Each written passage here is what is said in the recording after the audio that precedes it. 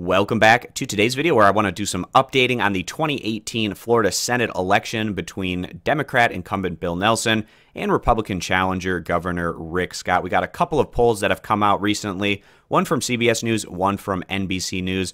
Both of them have very close numbers here between Nelson and Scott in a race that's shaping up to be highly competitive and a very intriguing matchup as we head towards the midterm election. So this CBS News poll asked a lot more questions. We're going to touch on a handful of those particular questions. If you want to read every single one and how the results shaked out, I'll link this down in the video description if you want to access that. And then the NBC poll wasn't quite as long and comprehensive, so that one we're going to go through pretty quickly. But starting off here with the CBS News poll, question number 6, who would you vote for if the election were today between Bill Nelson and Rick Scott? And you can see Nelson at 40%, Rick Scott at 42% within the margin of error there.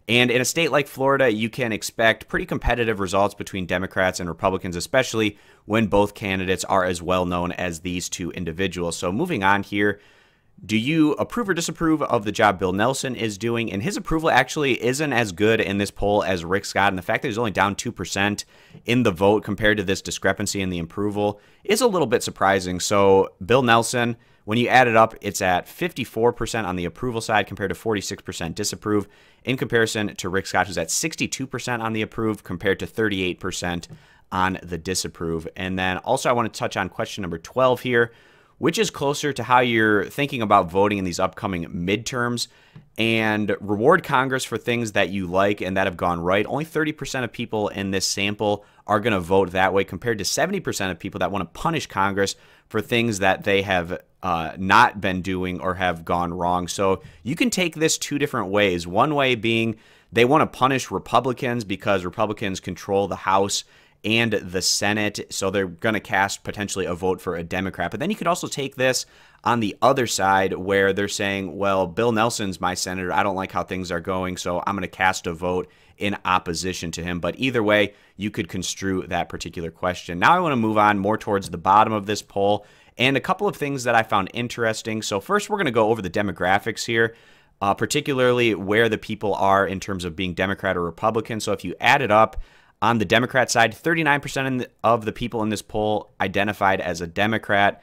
And then on the Republican side, we have, let's see here, 23 plus 11 is 34, plus 9 is 43% identify as a Republican. So 4% more people in this poll identify as being at least somewhat of a Republican in comparison to being at least somewhat of a Democrat. And then 15% of the people identified as being independent. And then moving up here, kind of a similar question. What is your political viewpoint? And then the liberal side is only 24% compared to the conservative side, which is at 42%, and then the moderate is at 31% there. So in terms of people identifying as liberal, not very much in this particular poll. And that's what's really interesting as we go in to just a couple more questions that I wanted to touch on. So the vast majority of the people in this poll are moderate or conservative, and then you have more Republicans than Democrats. And then we look at some of these healthcare questions. Do you favor or oppose a national universal health care program? 58% favor compared to 42% are opposed to that. So the fact that more people in this are moderate, conservative, and Republican, and still 58% of the people in this sample said that they favor a national universal health care program. I thought that that was kind of an interesting number.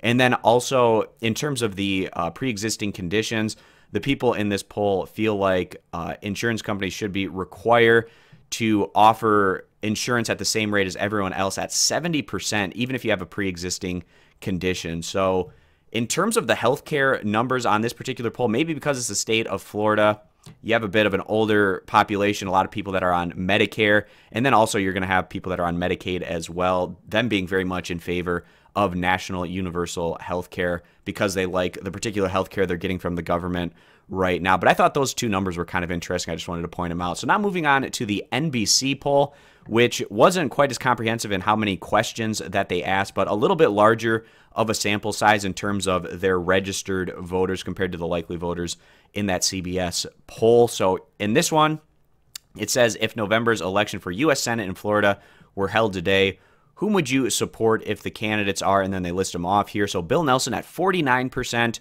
Rick Scott at 45%. So Nelson at a positive 4-point swing there. And then moving on to the next question, Would you say that you strongly support whichever candidate you picked somewhat, or do you think you might change your vote on by election day?